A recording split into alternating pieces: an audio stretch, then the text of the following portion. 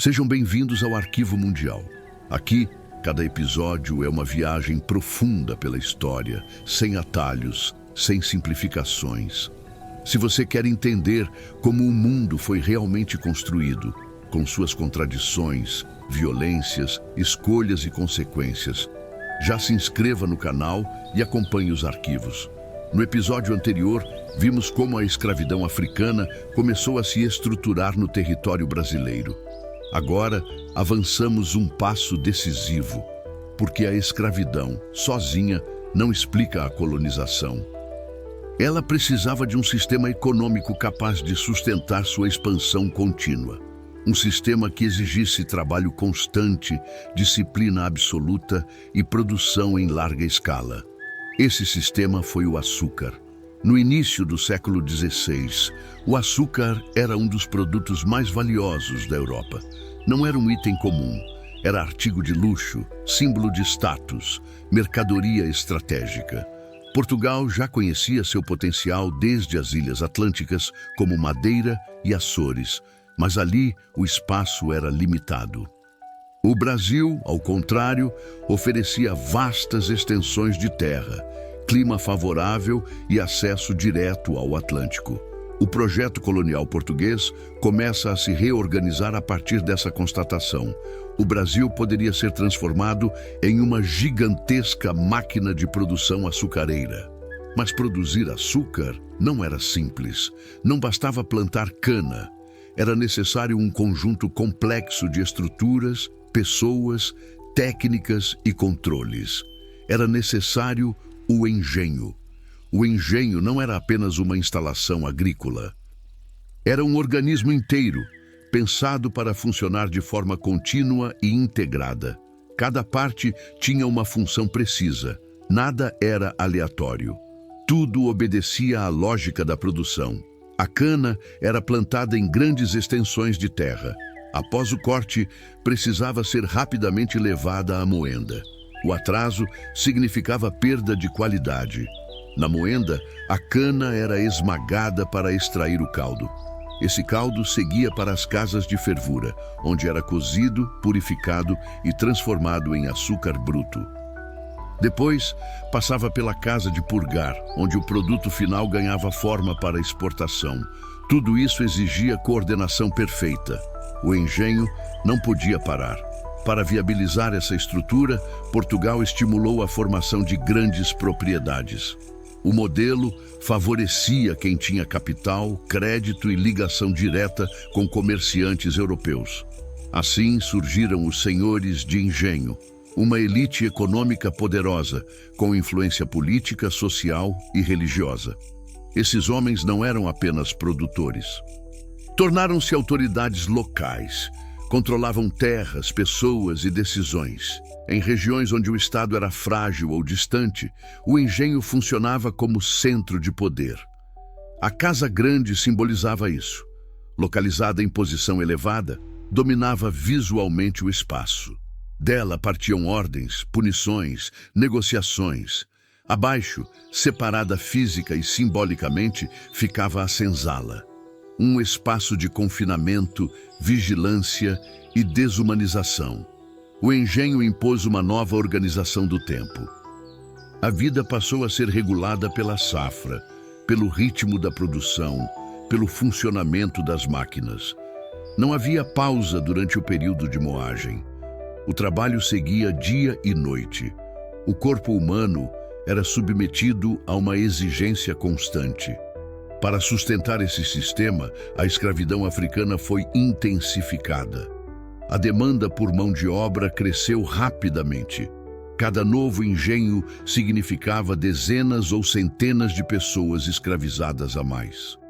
O tráfico atlântico deixou de ser complementar e passou a ser estrutural. A economia açucareira conectou o Brasil a um circuito global.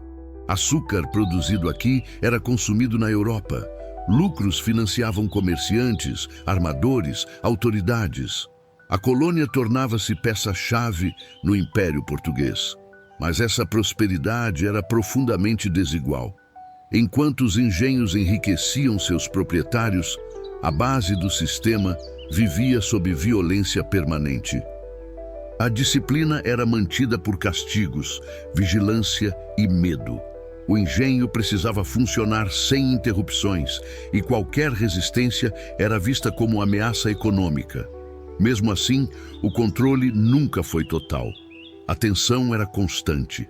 O sistema exigia repressão contínua porque se sustentava sobre coerção.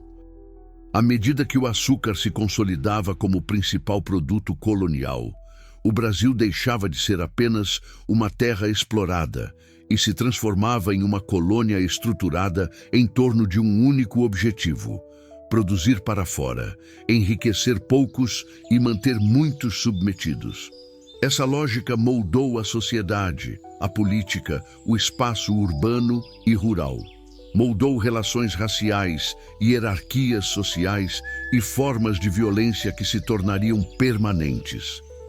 E por trás de toda essa engrenagem econômica existia uma realidade cotidiana raramente mostrada: o dia a dia dentro dos engenhos. O trabalho exaustivo, a alimentação precária, os castigos, as estratégias de sobrevivência, os pequenos gestos de resistência. É para esse interior que a história começa a se deslocar. Porque entender o ciclo do açúcar exige ir além das cifras, além das exportações, além dos grandes nomes. Exige entrar no coração do sistema e observar como ele funcionava sobre corpos reais, em jornadas intermináveis, sob uma brutalidade normalizada. E é exatamente nesse ponto que a narrativa precisa continuar. O funcionamento interno do engenho revelava uma lógica própria, quase mecânica, onde cada pessoa era reduzida a uma função específica. Não havia espaço para improviso humano, apenas para eficiência produtiva.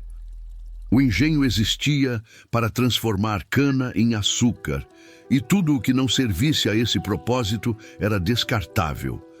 A paisagem ao redor dos engenhos mudava rapidamente. Florestas eram derrubadas para abrir espaço para os canaviais. A madeira servia tanto para a construção das instalações, quanto para alimentar as fornalhas. O solo era explorado até o limite. Quando a terra se esgotava, novos territórios eram tomados, empurrando a fronteira colonial cada vez mais para dentro. O açúcar exigia escala. Pequenos produtores não conseguiam competir. Isso levou à concentração fundiária e ao fortalecimento de uma elite rural poderosa, profundamente ligada aos interesses da metrópole. Esses senhores de engenho passaram a exercer influência direta sobre decisões administrativas, judiciais e até religiosas. Padres, oficiais e autoridades locais dependiam deles para sobreviver. O engenho se transformou assim em uma unidade econômica, social e política.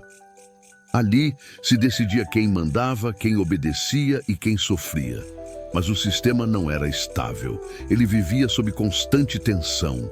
A produção exigia esforço extremo e o desgaste humano era rápido. Doenças se espalhavam com facilidade. Ferimentos infeccionavam. Muitos não resistiam às primeiras safras. A reposição vinha do tráfico, alimentando um ciclo contínuo de morte e substituição. O lucro dependia da desumanização. Mesmo assim, o engenho não era um espaço totalmente silencioso. Havia sons constantes: o ranger da moenda, o estalar do fogo, os gritos de comando, o barulho dos corpos em movimento. À noite, o trabalho continuava iluminado por tochas e pelo brilho das fornalhas. O tempo parecia perder significado. Dias e noites se confundiam. Para quem estava no topo, o açúcar representava riqueza e status. Para quem sustentava o sistema, representava exaustão permanente. Ainda assim, o engenho não funcionava apenas pela força bruta. Havia uma tentativa constante de impor uma ordem moral que justificasse o sistema. A religião foi usada como instrumento de controle. Batismos, missas e sermões conviviam com castigos e punições. A contradição era evidente. mas raramente questionada pelos que se beneficiavam dela. A economia açucareira moldou também o espaço urbano. Portos cresceram para escoar a produção. Vilas se desenvolveram ao redor dos engenhos. Armazéns, trapiches e caminhos surgiram para atender às necessidades do comércio. O Brasil começava a ganhar uma estrutura colonial mais definida, sempre subordinada à exportação. Com o passar das décadas, o açúcar consolidou o Brasil como peça estratégica no comércio atlântico.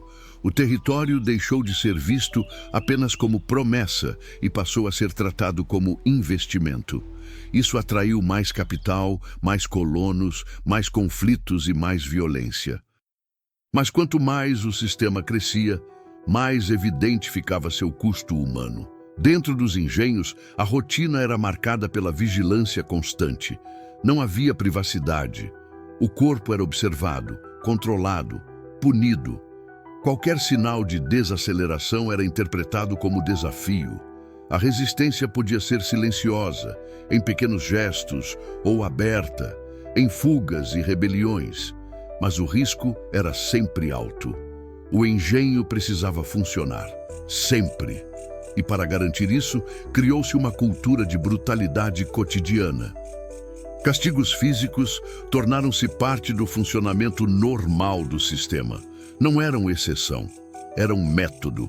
A violência não era um desvio, era uma engrenagem essencial. Ao mesmo tempo, surgiam formas de adaptação. Pessoas escravizadas desenvolviam redes de solidariedade, estratégias de sobrevivência, formas de preservar identidades culturais. Mesmo sob repressão extrema, a humanidade resistia. Essa tensão constante entre opressão e resistência definiu o ciclo do açúcar. Quando olhamos para os números, vemos exportações, lucros e crescimento. Quando olhamos para dentro do engenho, vemos dor, exploração e vidas consumidas pelo sistema. As duas realidades coexistiam, inseparáveis. O açúcar construiu fortunas, também construiu cicatrizes profundas, e à medida que o sistema se expandia, a violência deixava de ser apenas estrutural e passava a ser cotidiana, íntima, presente em cada jornada de trabalho, em cada ordem dada, em cada castigo aplicado. É nesse ponto que a história exige um mergulho ainda mais profundo, porque compreender o ciclo do açúcar não é apenas entender sua economia, mas encarar a realidade da vida dentro dos engenhos. A rotina, o sofrimento, os mecanismos de controle e as tentativas de sobrevivência que marcaram gerações inteiras. No próximo episódio, a narrativa deixa as estruturas e entra nos corpos.